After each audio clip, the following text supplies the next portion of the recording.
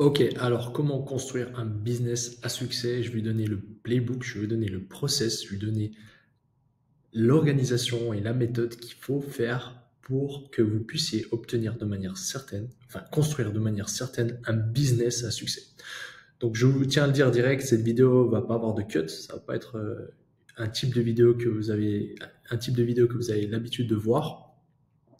Je vais décortiquer de manière rapide le process step by step qu'il faut faire pour que vous puissiez réussir votre business. Ce qu'il faut savoir, c'est que ça, vous l'aurez vu nulle part ailleurs, parce que c'est moi qui ai pris le temps de le construire justement pour m'aider à construire mon business. Et c'est tellement insane que j'étais obligé de le partager. Et ce qu'il faut savoir, c'est que je vais vous donner des conseils plutôt axés business en ligne et plutôt e-commerce, parce que nous, on fait plus d'un million par mois avec le e-commerce. Donc, je pourrais vous donner des tips liés au e-commerce, que vous soyez débutant, intermédiaire ou avancé. Ça s'adresse à tout le monde et c'est une manière de construire en fait ses objectifs.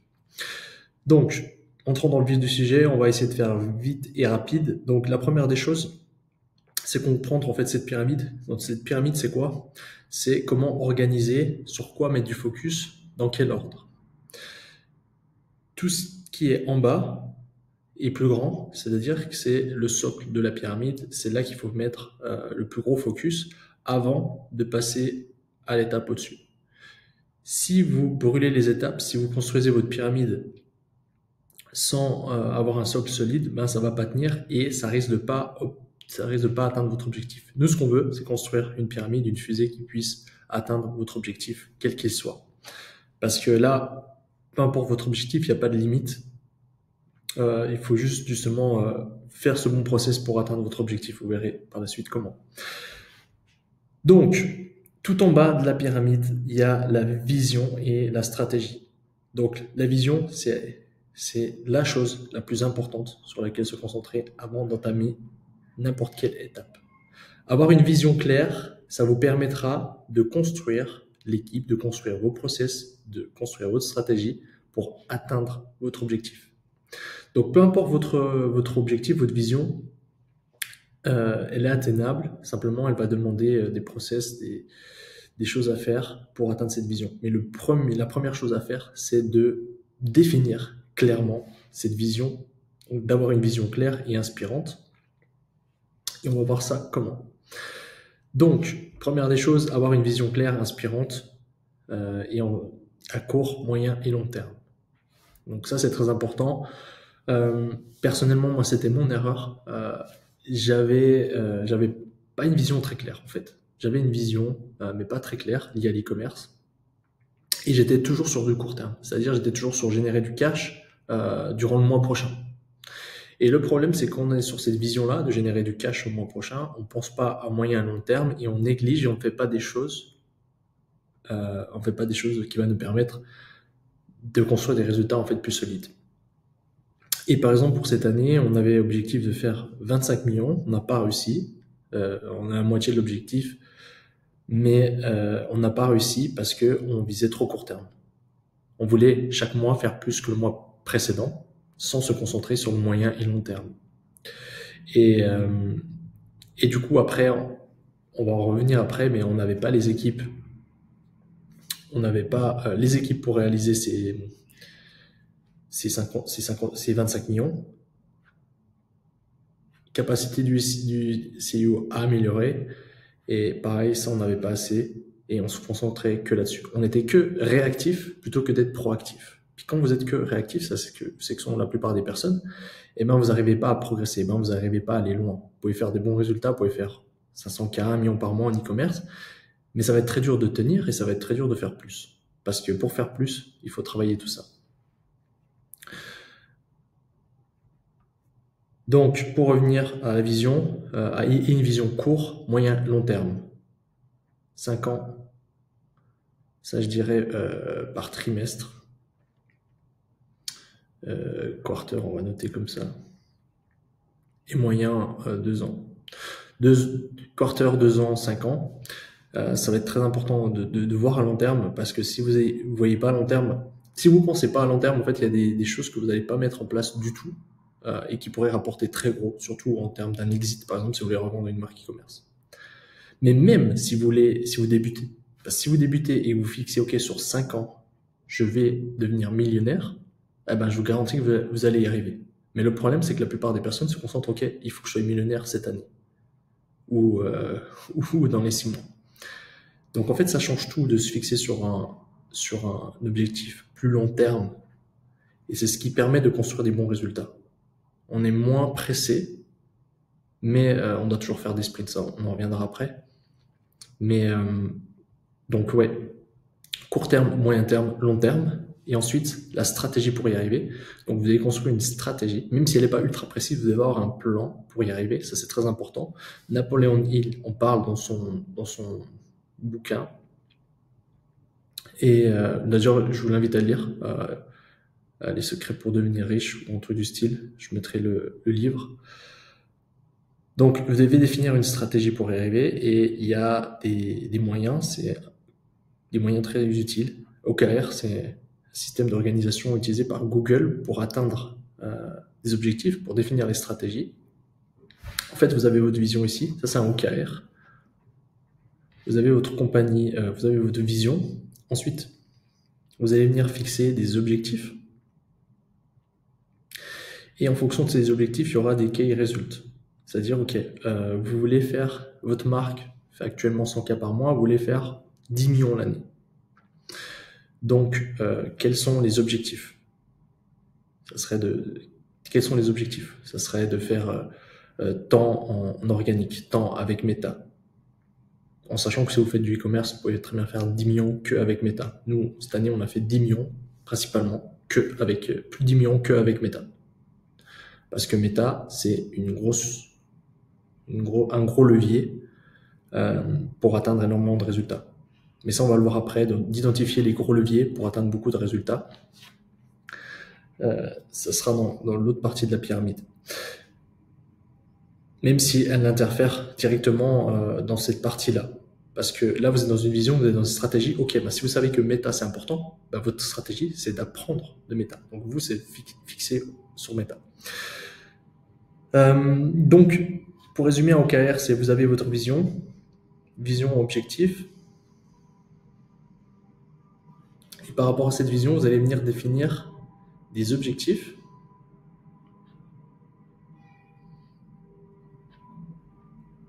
Et dans ces objectifs, des key results. Et ensuite, ça va être des listes d'actions. Donc, par exemple, vous savez que Meta, c'est très important, mais votre objectif, c'est de dépenser 500K par mois avec Meta. Par exemple. Meta. OK, bah, c'est quoi les key results pour dépenser 500K par mois? Bah, c'est d'être bon media buying, bah, c'est de savoir faire des créatifs, etc., etc. Donc ça, c'est un OKR. Un OKR, ça vous permet de préparer une stratégie, une stratégie pour atteindre votre objectif.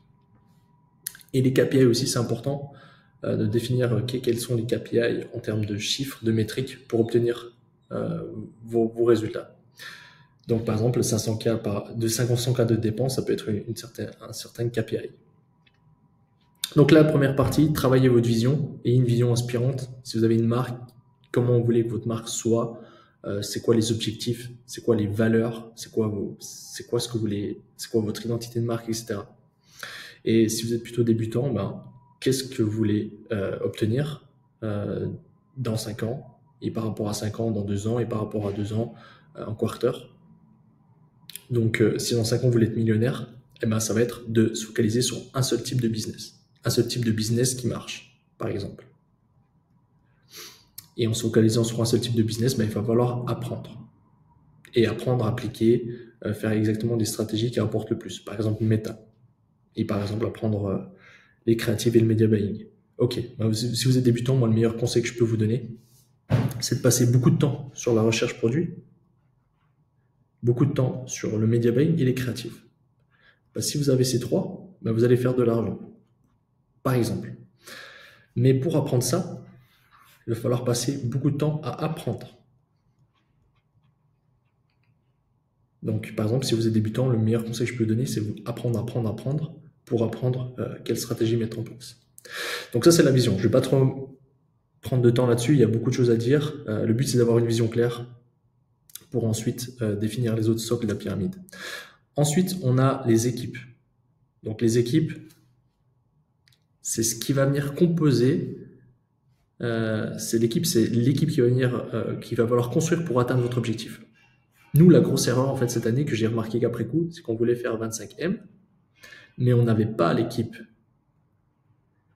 pour atteindre 25M. Et je me battais, et ça sert à rien en fait. C'est pas possible d'atteindre 25M si vous n'avez pas l'équipe pour atteindre 25M. C'est pour ça que la première chose à faire, c'est définir la vision. Et une fois que vous avez la vision, ok, faire 25M l'année, quelle équipe composer pour atteindre 25M? Et moi, j'avais une équipe et je voulais atteindre 25e avec mon équipe. Et en fait, c'est pas possible. C'est pour ça que je vous ai dit, je vous répète qu'il faut construire votre pyramide dans l'ordre et avoir les socles solides pour passer à l'étape suivante. Donc, faire un plan de recrutement et se focus sur le process de recrutement. Plus votre objectif est élevé, plus il va falloir avoir des A-players dans votre team, c'est-à-dire des personnes qui sont top niveau et qui vous rapportent plus d'argent, peu importe le salaire que vous les payez. Un bon A-player, normalement, peu importe le montant que vous devez payer, il doit vous rapporter plus d'argent que ce que vous le payez. Alors, là, il devait juste s'afficher Team Structure. Ok, alors je vais juste vous montrer. Qu'est-ce que je voulais vous montrer? Ok, je voulais vous montrer ceci. Donc, vous devez faire un plan de recrutement. Un plan de recrutement, ça peut se composer comme ceci. Donc là, on a notre équipe, les statuts, qui est le département, le prénom des personnes, date d'onboarding, etc. Et après, l'équipe à engager. Donc, ce que je vous invite, c'est de faire un plan de recrutement par rapport à votre objectif que vous voulez obtenir. Quelles sont les personnes à mettre dans votre team? C'est vous, peut-être c'est un co-CEO, c'est des vidéo-éditeurs, créatifs stratégistes, une équipe de customer service et un media buyer peut-être. Si vous faites du e-commerce, pour commencer, vous pouvez faire vous avec un vidéo-éditeur, avec une équipe de customer service et un VA, un assistant, vous pouvez faire déjà beaucoup d'argent. Et je dirais, en fonction de votre vision, après, vous pouvez faire entrer les gens à fort levier. Quelqu'un à fort levier, par exemple, c'est un créatif stratégiste. Un créatif stratégiste, il va venir vous aider à créer chaque semaine des créatives winneuses. Et du coup, l'impact est énorme. Du coup, vous êtes prêt à le payer plus. Puis ensuite, il y a tout plein d'autres postes. Mais ça, c'est un plan de management, de recrutement. C'est que là, on met les salaires. On peut voir le nombre de salaires qu'on paye par mois. Donc ça, c'est juste repris la liste que j'avais fait. Tous les chiffres, tout n'est pas exact. Les KPI, comment mesurer leur performance, si c'est un A-player ou non, si promising. Par exemple, nous, on a vu que beaucoup de notre équipe, en fait, n'était pas A-player. Donc ça, c'est problématique. Ça, c'est des notes additionnelles. C'était pas très droit. Contrat, etc. Anniversaire. Toujours important de se rappeler les anniversaires de vos employés. Et la to-do list. Donc ça, on l'a fait justement pour prendre conscience de l'équipe qu'on avait et redéfinir quelles sont les personnes qu'on devait engager. Et personnellement, pour moi, la grosse erreur, c'était que on n'arrivait pas à être bon dans l'opérationnel parce que tout reposait sur moi et il n'y avait pas vraiment de personnes qui géraient l'opérationnel. Et c'est pour ça que là, ma priorité absolue, c'est d'embaucher un assistant opérationnel, un COO. Donc ça, c'est ma priorité absolue. Donc là, on l'a engagé, elle est en essai. Et ça, en fait, ça va me permettre de simplifier tout le reste. Donc voilà, je ne vais pas perdre de temps non plus là-dessus. Les KPI qui sont importantes, c'est de faire des appels récurrents. Nous, je ne le faisais pas avant, parce que je ne suis pas quelqu'un qui fait beaucoup d'appels. Et en fait, c'est très important pour maintenir une cohésion d'équipe. De tracking avec TimeCamp. Donc ça aussi, je ne le faisais pas avant. On traquait avec des logiciels de tracker en faisant un peu confiance. Et en fait, c'était une grosse erreur. Et Timecamp, ça permet de traquer le temps qui passe sur n'importe quelle URL. C'est-à-dire qu'on va avoir un rapport de tout ce qu'ils font sur leur ordi. Et s'ils passent 1 heure là-dessus, ben on va voir qu'ils ont passé 1 heure. Donc c'est impossible de tricher. Et c'est aussi bien pour optimiser les process. Si on voit qu'un vidéo éditeur il passe 30 minutes sur le drive, parce que c'est mal organisé, ben ok, on va savoir qu'on doit améliorer le drive. Et ensuite, des weekly updates, ils ont fait ça. Oui, pourquoi, qu'est-ce qui s'est passé? Donc important de faire des feedbacks, mais ça on le verra après. Donc voilà pour la partie équipe. L'équipe est vraiment très très importante. Vous devez prendre du temps à faire des bons hires, des bons recrutements, parce que ça va vous rapporter énormément d'argent. Et même si vous voulez vous enlever du business, vous pouvez prendre juste le temps de recruter un CEO et lui, il prendra le temps de recruter le reste. Mais donc ça, c'est vraiment pas à négliger. Pour faire bref, au niveau du process de recrutement qu'on fait, je me considère pas comme un expert. Je pense qu'il y a des personnes beaucoup plus expertes que moi, mais je peux vous dire ce qui marche chez nous pour recruter des A-players, pour les derniers A-players qu'on a recrutés, parce qu'avant, on n'avait pas d'A-players. Et qu'est-ce qu'on a fait? Post LinkedIn. Donc la première des choses, post payant sur LinkedIn, avec une bonne description de poste, qui renvoie sur un Google Form. Là-dedans, ils remplissent plein de questions. Donc, ils remplissent les salaires qu'ils veulent, leur expérience, exemples de travaux pratiques, des questions sur leur capacité d'apprendre, okay, sur quoi ils se forment. On veut voir leur mindset, comment ils sont. Par exemple, nous, on embauche que des personnes qui se forment et qui continuent de se former, qui adorent se former. C'est une partie très, très importante chez nous. Donc là, on fait rentrer un maximum de personnes, un maximum de personnes dans ce Google Form. Et ensuite, on va venir sélectionner les top candidats, on va les mettre en essai pratique. Essai pratique.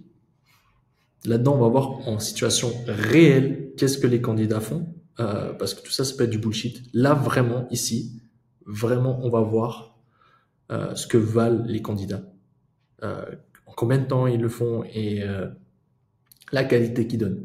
Le but, c'est de donner le même travail à tous les candidats et de les payer pour voir comment ils s'en sortent dans un travail pratique. Ensuite, en fonction de ça, soit ça devient évident sur lequel embaucher, ou sinon il reste encore des interviews, mais après une interview, ça va quand même être obligatoire.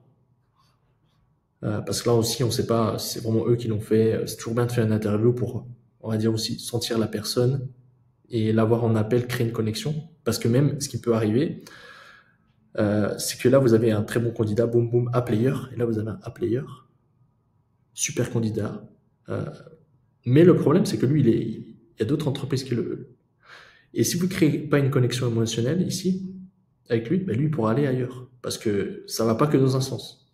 Quand vous recrutez un player, eh ben lui, il a d'autres opportunités, etc. C'est pour ça que c'est très important d'avoir la vision, la première étape de la pyramide, parce que si vous n'avez pas une vision, vous allez obtenir aucun player. Vous allez venir obtenir aucune personne. Vous allez venir même obtenir les personnes qui ne vont pas adhérer à la vision, qui vont juste chercher un job pour un job. Donc c'est pour ça que la première étape, c'est d'avoir une vision claire, inspirante pour attirer ces players. Ensuite, on a les capacités du CEO. Donc je reprends la pyramide. On est ici. Vision, équipe. Vous avez une vision, vous commencez à composer votre équipe. Et là, ce qui va être important, c'est les capacités du CEO. Donc les capacités du CEO, c'est ici, en termes d'importance et d'ordre. Mais ça va avoir un impact direct sur toute la pyramide. Parce que les capacités du CEO impactent tout le reste. Parce que votre business, c'est le reflet de qui vous êtes.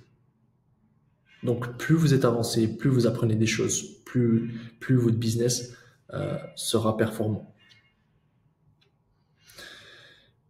Donc, capacité du CEO, juste gommer un petit peu. Mettre au propre.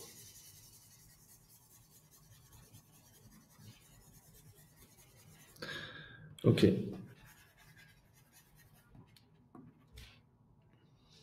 Alors, votre job, si vous êtes le CEO, Vous pouvez très bien embaucher un CEO et simplement, vous serez en dehors du business en tant que propriétaire. Mais si vous êtes le CEO, ça va être plus pertinent encore ce que je vais vous dire. Donc vous, votre job, c'est de résoudre les problèmes.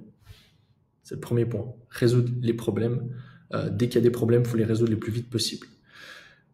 Personnellement, c'était quelque chose, je sais que je suis assez bon dedans, mais que je n'aime pas du tout faire, et du coup, que je négligeais. Donc il y avait des problèmes récurrents qui continuaient, puis moi j'adorais créer des nouveaux process, aller sur des nouvelles choses, etc. Mais le problème, c'est que si on ne règle pas les problèmes weekly, ça peut entraver les résultats. Donc là, ce que j'ai fait, ce que j'ai changé, c'est que je note sur un carnet tous les problèmes qu'on a actuellement, les plus gros problèmes. Je note sur un carnet sous cette forme-là. Je mets problème actuel par ordre d'importance.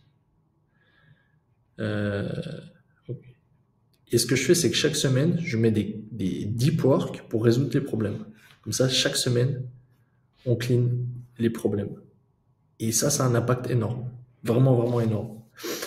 Parce que en laissant traîner des problèmes, vous allez entraver les résultats. Donc, résoudre les problèmes, premier point très important. Ensuite, faites en sorte que le CEO soit mentalement et physiquement au top. Si vous n'êtes pas bien, tant physiquement que mentalement, ça va impacter tout le reste. Donc, vous devez mettre un point d'honneur sur votre santé. Vous devez avoir des pensées claires, vous devez vous sentir bien, vous devez être en bonne vibration parce que ça va impacter tout le reste.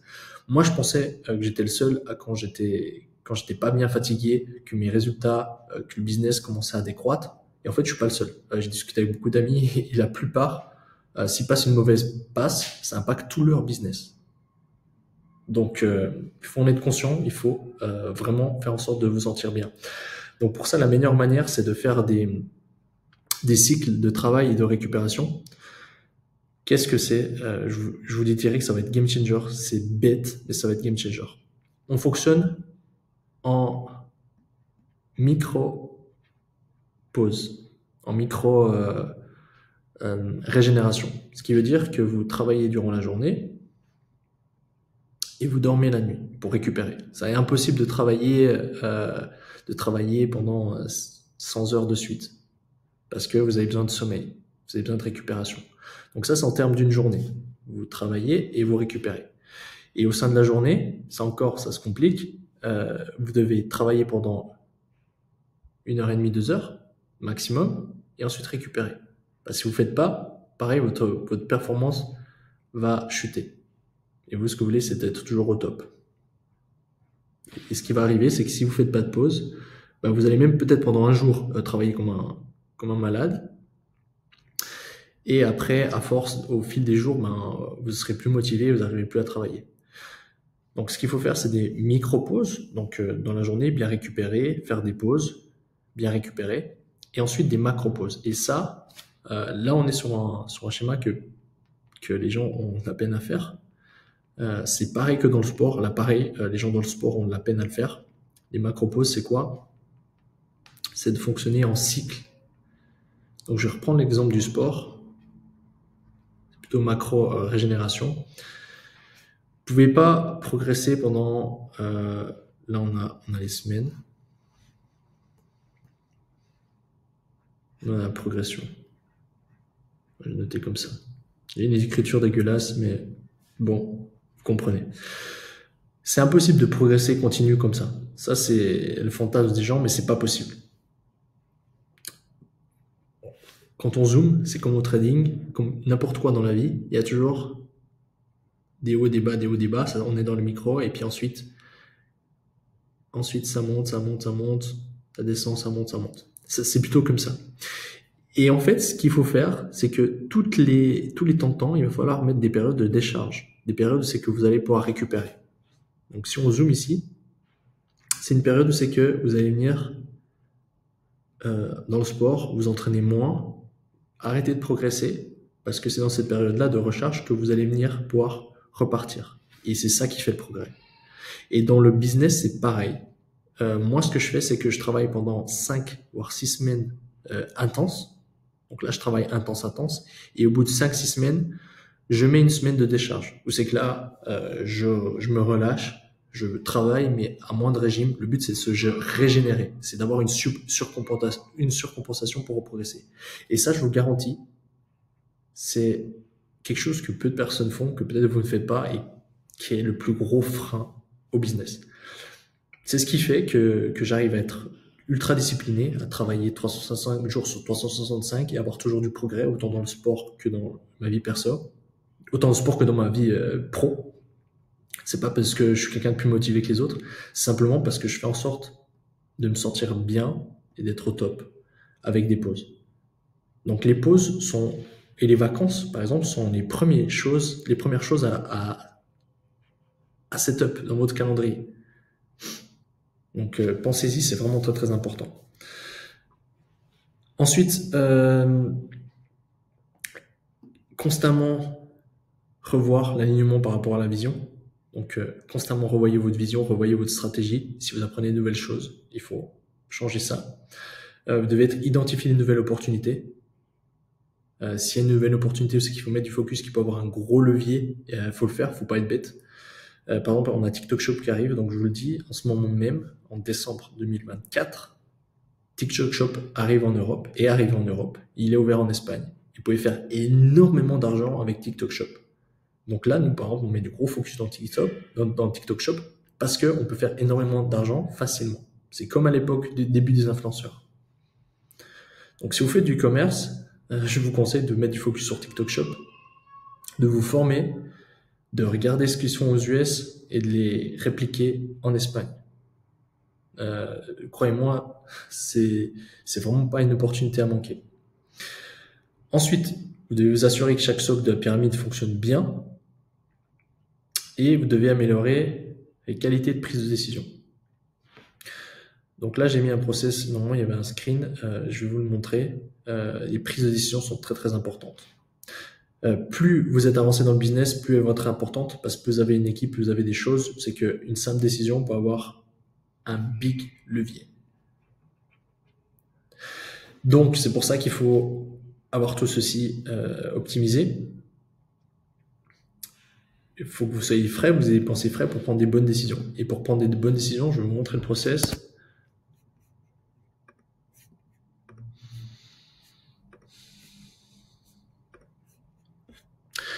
Alors, je vous donne le process en simple, parce qu'on peut aller vraiment en profondeur sur comment prendre une bonne décision.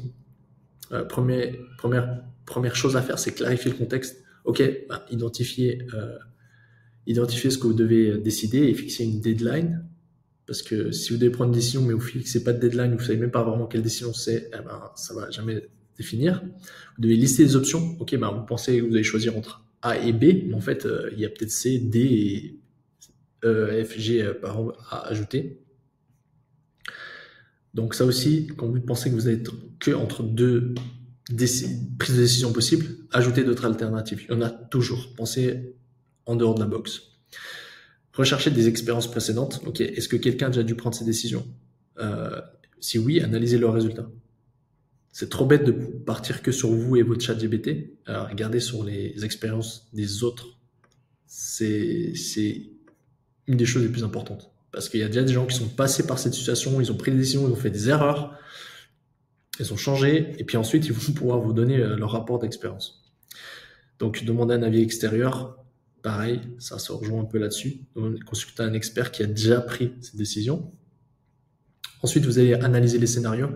Le pire scénario, c'est quoi? Quel risque? Le meilleur scénario, c'est quoi? Quel bénéfice? Comme ça, vous allez pouvoir faire un rapport entre les deux scénarios, une balance. Évaluer à long terme sur vos finances, votre santé, vos relations, etc. Donc, en fonction de ce qui est le plus important pour vous. C'est pour ça que c'est aussi important de définir dans l'ordre d'importance quelles sont les choses. Parce que si vous prenez une décision pour vos finances, mais que ça peut détruire votre santé, c'est con. Ensuite, comparer les opportunités. Est-ce que c'est la meilleure action à faire maintenant et possible? Quelle autre opportunité vous manquez en faisant ce choix? Ça, c'est quelque chose que la plupart des personnes oublient. De manquer, de réfléchir par rapport à ce que ça pourrait leur faire manquer comme opportunité.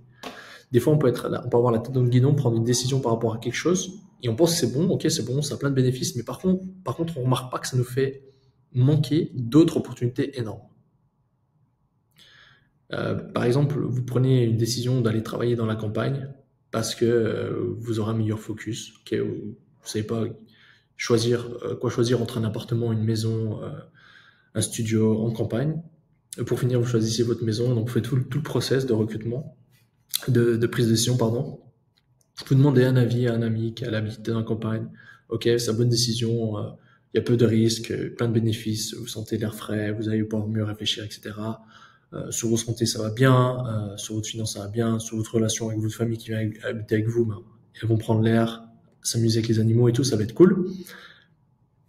Mais le problème, c'est que vous, si votre objectif, c'est de devenir riche, par exemple, ben, vous allez négliger votre réseau. Vous allez venir voir pas d'autres entrepreneurs, vous allez manquer une énorme opportunité qui est de rester à jour, d'être resté connecté, de créer un réseau.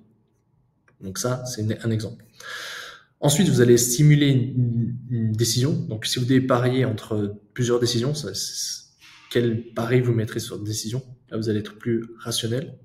Parce que des fois, on va être trop dans l'émotionnel. Et si vous pouvez faire un ouch test, c'est simplement de faire un essai pratique. Ok, ben, allez, allez habiter dans la campagne une semaine, allez habiter dans la ville une semaine et voyez la différence. Donc ça, c'est vraiment le meilleur moyen pour éviter de prendre une mauvaise décision. Et puis, s'il y a des décisions importantes, attendez toujours 24 heures en plus avant d'agir. Et puis ensuite, une fois que c'est bon, passez à l'action. Donc voilà, ça c'est un process simple sur prise de décision.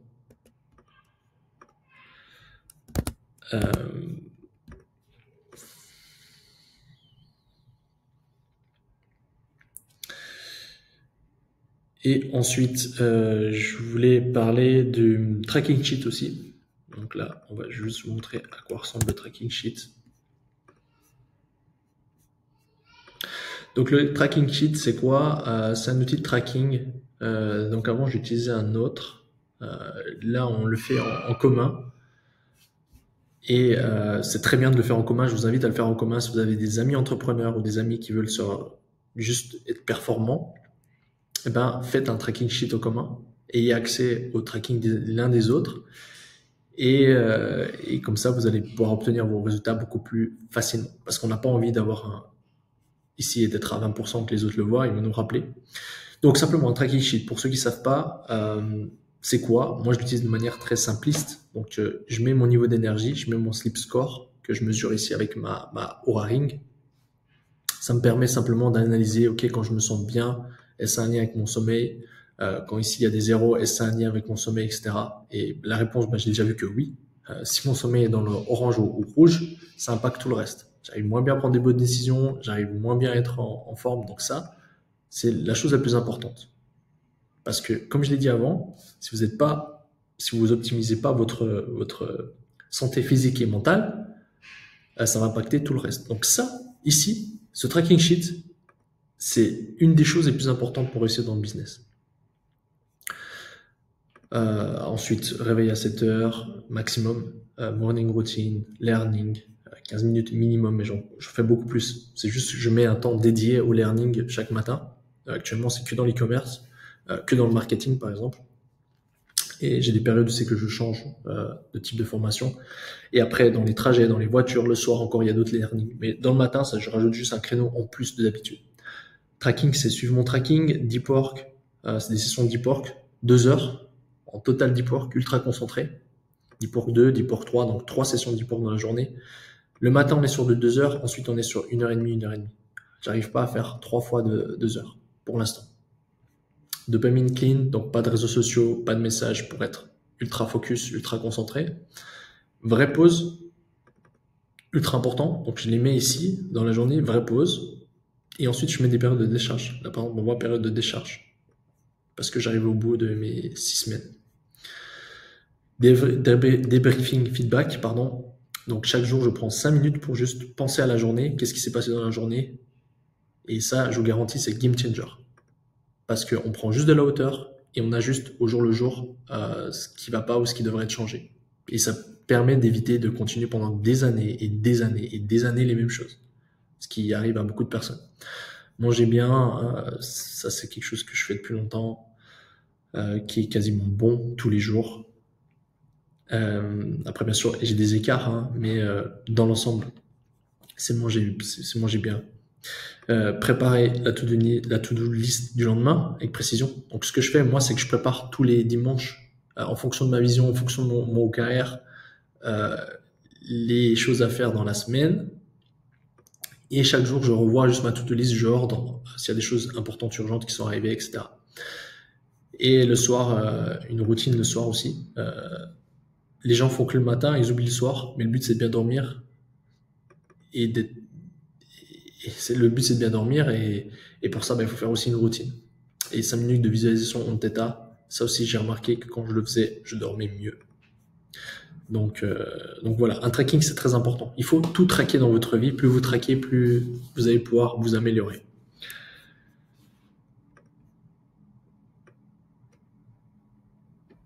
Donc voilà pour le tracking et capacité du CEO. Donc très très important. Vous êtes le CEO, optimisez-vous, misez sur vous, dépensez de l'argent sur vous. C'est la chose la plus importante. Moi c'est la chose sur laquelle je mets le plus d'investissement en fait. Là actuellement chaque mois je dépense plus de 25K juste en choses que j'apprends. Et le retour sur investissement, il se fait pas direct. Je vais pas les avoir à court terme, mais je les ai à long terme. Ok, ensuite, learning feedback. Donc, ce qu'il faut savoir déjà, c'est que tout fonctionne sous un système de input, process, output. Et encore, ici, c'est pas mentionné, mais il y a environnement. Ouais, j'écris. J'ai mal écrit, mais on comprend. L'environnement qui va venir impacter tout le reste. Donc, je vais vous expliquer comment. Donc, en fait, dans la vie, dans le business, vous avez des inputs, des choses que vous faites rentrer, qui vont venir passer sur un process donné et qui va venir vous donner des outputs, des résultats. Et ce que beaucoup de personnes ne font pas, c'est que ici, elles n'ont pas de feedback. Ok, chaque semaine, elles s'entraînent dur, elles suivent un plan d'entraînement et elles se musclent un tout petit peu, et au bout de 2-3 ans, elles sont toujours pas comme elles veulent parce qu'elles n'ont pas fait de feedback. Et dans le business, c'est pareil. On peut avoir la tête dans le guidon, je travaille 10 heures par jour, chaque jour, je suis des vidéos, comment montrer, etc. J'ai toujours pas les résultats. Parce que il faut faire des feedbacks. Et plus vous avez de feedback, plus vous allez pouvoir venir optimiser votre process. Donc les feedbacks, c'est quelque chose à mettre en place quotidiennement, chaque semaine. Et même dès que vous avez des pensées, réfléchissez, prenez de la hauteur sur ce que vous faites, ce que vous avez fait pour changer votre système. Faites attention à tous les inputs que vous faites, tout ce que vous apprenez, les gens que vous côtoyez, tout ce que vous mangez, tout ce que vous ingurgitez, tout ce que vous écoutez, ça va venir impacter. Et dans le business, c'est pareil. Tous les inputs que vous faites rentrer dans le business, les process. Donc prenez du temps aussi pour améliorer les process, comprendre s'il y a des choses qu'il faut améliorer pour changer les résultats. Et l'environnement, en fait, c'est aussi très très important parce que vous avez beau mettre les meilleurs inputs, avoir les meilleurs process, et ça va pas donner les outputs que vous voulez parce que l'environnement n'est pas favorable. Donc pour résumer, pour mieux m'expliquer, admettons que vous faites tout ce qu'il faut, vous êtes dans une niche une très petite niche en e-commerce. Vous avez les bons inputs, vous savez exactement quoi faire sur Meta, vous faites les bonnes créatives. Chaque semaine, vous balancez assez de créatives. Vous avez des process ultra carrés, vous balancez 100 créatives par semaine. Mais derrière, vous n'avez pas les résultats que vous voulez. Donc vous, c'est de faire 500K par mois. Et pourtant, vous faites des feedbacks. Ok, qu'est-ce qui marche pas? Ok, on va faire du Google. Ok, on va peut-être lancer 150 créatifs par semaine. Ok, on va investir plus, on va faire des shootings. Parce qu'il y a juste l'environnement, en fait. En fait, vous êtes juste dans un marché pas scalable. Donc ça, c'est pour ça que c'est très important de prendre du temps à réviser l'environnement dans lequel vous êtes pour être sûr de ne pas mettre de l'effort et des heures de travail pour rien. Donc c'est pour ça que prendre du temps à réfléchir, prendre du temps de faire des feedbacks, ça peut vous rapporter beaucoup. Donc, ce que je peux vous conseiller, c'est si vous êtes débutant, vous lancer sur un marché petit, ça peut être une bonne chose. Et si vous êtes avancé, vous devez vous lancer que sur des gros marchés. Que sur des gros marchés, que sur des choses qui sont scalables. Plus vous avez des skills, plus il faut il faut affronter la compétition. Et arrêter d'éviter la compétition. Parce qu'on veut éviter la compétition, on veut être dans un marché qui est pas forcément scalable. Et ça, c'est une erreur que je vois beaucoup en e-commerce, pardon.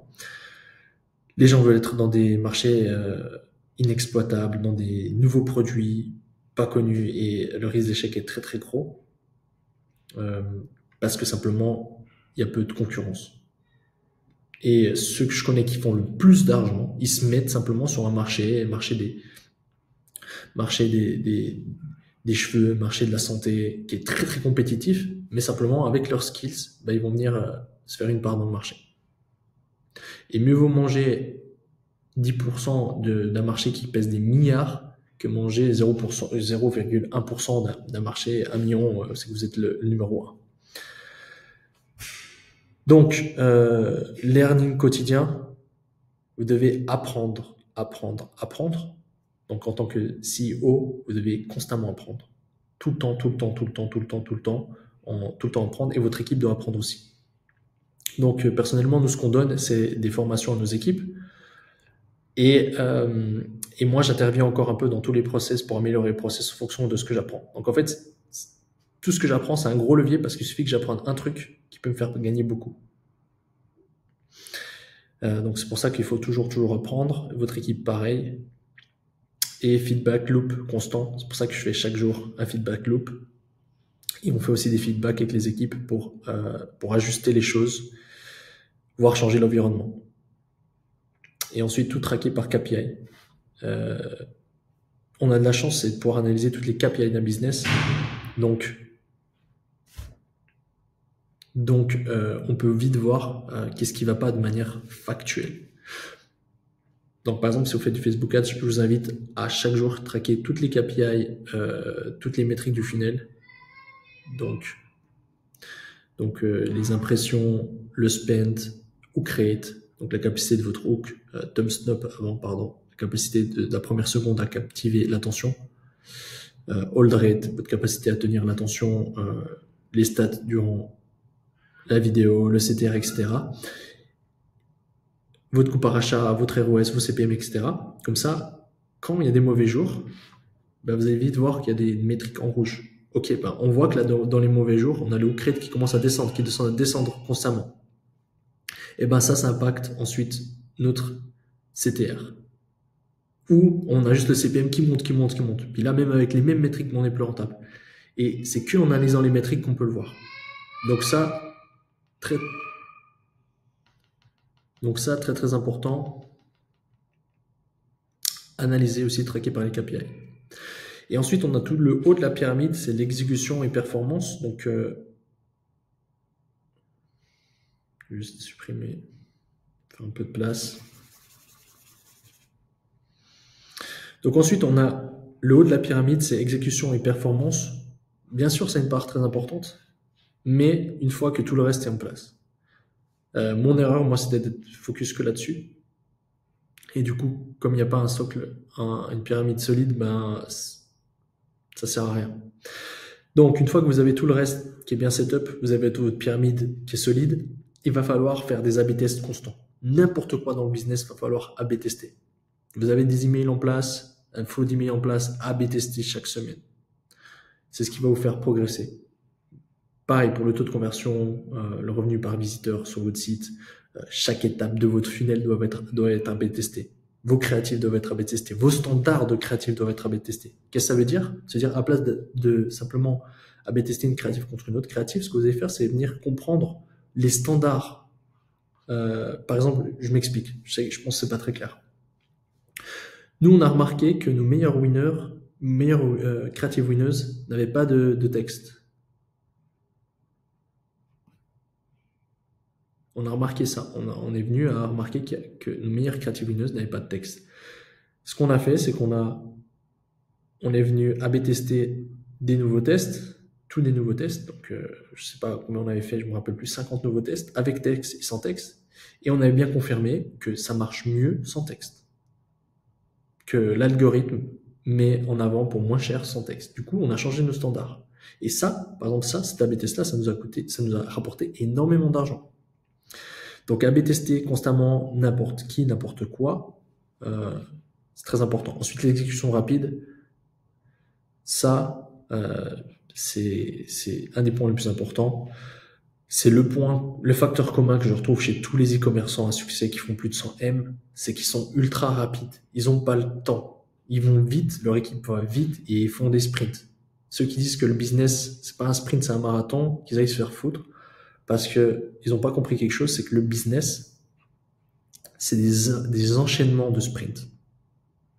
C'est pas un marathon, c'est un marathon avec des sprints en fait. Si vous n'allez pas vite, si vous n'avez pas l'optique d'aller vite, je vous garantis que vous allez obtenir des résultats bien plus tard que tous vos autres concurrents. Si vous voulez surpasser vos concurrents, si vous voulez aller obtenir des résultats dans le business en ligne, il faut aller vite. Il faut appliquer vite, il faut apprendre vite. Ça, c'est vraiment très, très important. Exécution rapide, c'est game changer. Vous allez vite le comprendre. Regardez juste des e-commerçants à succès, regardez juste des businessmen à succès et regardez tout ce qu'ils mettent en place, tout ce qu'ils font, tout ce qu'ils ont achieve, et vous allez vite voir qu'ils font les choses rapidement. Et ensuite, les process performants et amélioration continue.